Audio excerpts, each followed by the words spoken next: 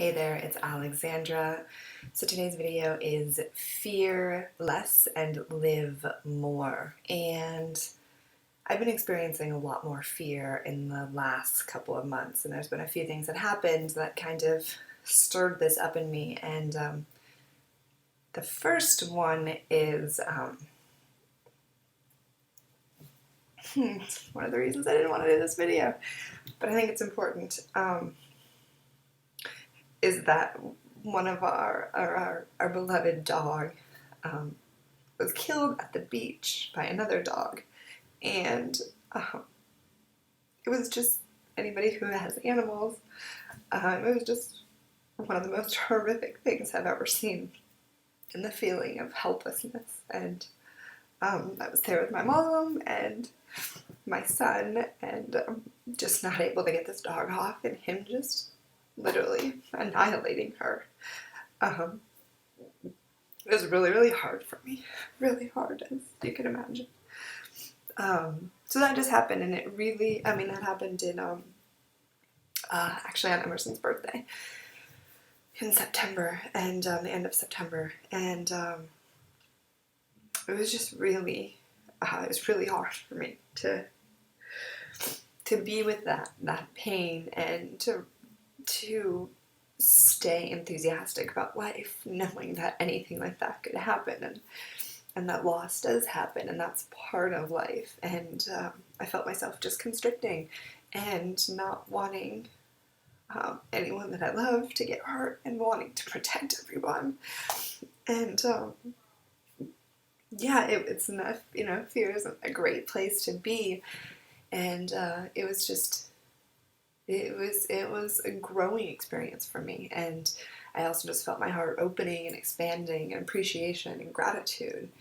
And then the next month, another month, one of our best friends was killed in a speed flying accident. One of the best guys ever, and just such a playful, amazing spirit, and just totally unexpected, and just happened, just gone. And yeah, so those are two big things. And I had a dear friend who lost two of her babies, and it just felt like there was just a lot of death happening around me, and just in my sphere.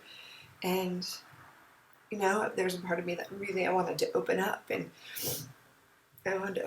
just be like, oh yeah, this is, embrace the moment, and oh yeah, it is now. And it just really shook me, really, really shook me. And I just didn't want to be constricted. So it was, I guess the intention for this video, as I'm snotting everywhere, is to really be with fear, and to be with the vulnerability of being alive. Like, we're all on that path. And one of the great books that I read in this process, just around death, was Dying to Be Me by Anita Moyani, I think is her name. I'm not sure on her last name, so sorry if I messed that up.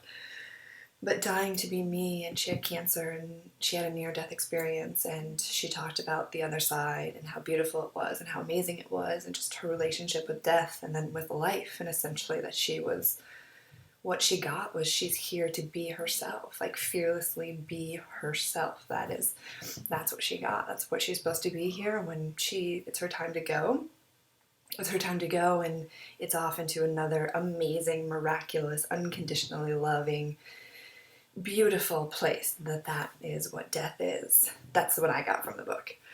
So just trusting that, these freak accidents happen, that their spirits have opened up, and they're flying high on the next adventure, and they're just swimming in bliss, and trusting in that, and trusting in the process of life. I had a not feeling like I trusted life, like at any point somebody that I loved could be taken from me. And that just, we've all had loss, and we're all going to have loss, and one day it's going to be our turn. And how do we stay connected to ourselves and stay open, and also stay vulnerable, and not live in fear, and to be ourselves, to really be ourselves and embrace the moment and be where we are, knowing that that's the nature of life. There is birth and there is death, and there's nothing we can do to change that. The only thing that we can do is change our perspective and change our thoughts about it and our feelings about it, and allowing it to open us up, to not be so judgmental of people and criticize ourselves, and just let life be, like relax into life more. And knowing, there's also part of this for me that was knowing that I'm strong, and anything that happens, I can handle it. Because there was definitely a feeling of like, I'm not going to be able to handle it if something else happens, or just the feeling of not being able to handle loss. And I know that's not true, but those were some of the experiences that I was having and some of the fears that I was having. And to stand in that life is life, and it's going to do what it's going to do, and that we can handle anything that happens, the ups, the downs, the deaths, the losses, the rebirths, the transformations, the things that didn't go the way we thought they wanted to go. And how can we continue to open our hearts, open, with any time that our heart gets broken or any time that our heart gets hurt? Like, how do we stay open and trusting in the life, and trusting in the divine process, and trusting that there is a divine plan for it all, and just being with it. So I think for me, the biggest thing that I got is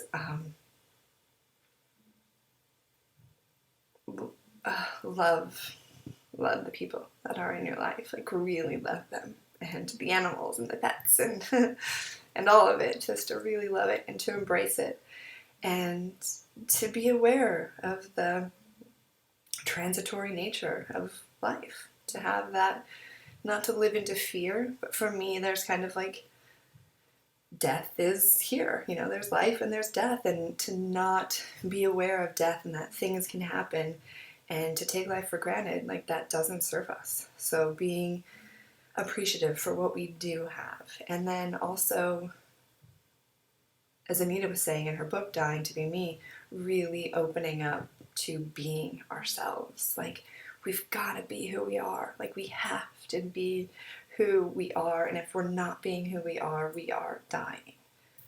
Whether we're alive or dying, like, we are on the way to death. So we have to be ourselves. That has been really, really big, and fully live our lives no matter when it's time to go. I mean, our friend who passed, he was 38 years old. 38. Amazing soul. And he lived. That dude lived.